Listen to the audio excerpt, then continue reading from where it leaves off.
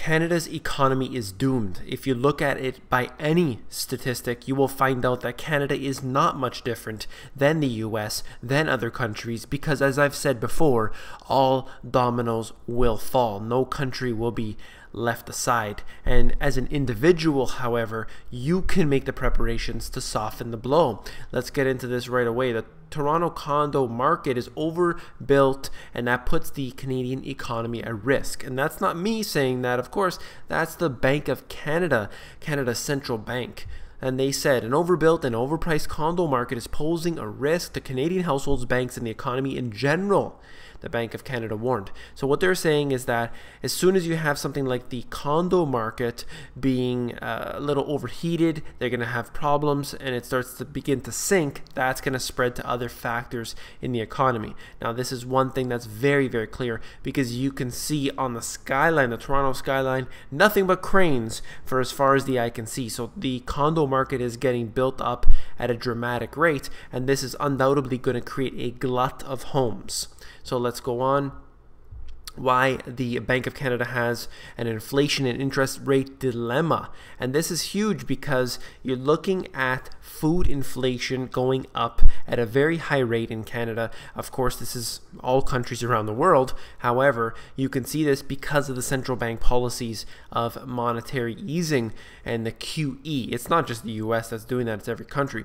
And it says, as the Canadian dollar slips, prices heading up, and the Bank of Canada didn't expect the inflation to happen so soon. Of course, they're never really willing to admit when they are wrong. But anyway, the point is that we have food inflation going up, and this isn't just the United States. In my book, I just wanted to talk about how the real estate prices in Canada are extremely overvalued. Now, why is this the case? That's because all of the money was generated through low interest rates, and you basically gave incentives to people. The banks were given incentives to the individuals and grants and so on, and they were basically allowed to fuel this housing boom, and it's continuing today. You know, there wasn't much of a crash in when the US crashed and real estate around the world crashed. The Canadian real estate pretty much continued on, and it was quite significant now. And you're looking at housing prices that are what they would call seriously unaffordable. That's the terms that they are using,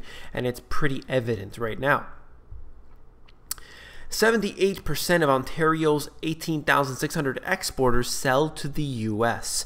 And there are other statistics I've seen where in Ontario, for example, you have approximately 80% of the exports going to the US. So what does that tell us? That if anything is going to happen in the US, problems are going to happen in Canada. Yes, they can diversify, they can sell to Europe, they can sell to Asia, and they absolutely do. But when you have nearly 100% of the exports going to the US, if the US has a hyperinflation, if the US has a downturn, a recession, or a depression, we're going to have issues in Canada. It's pretty obvious, and this goes for other countries. Look at your own country and decide, who do we export to? If that country is going to run into some problems in the future, chances are you will as well. It's pretty obvious, it's inevitable.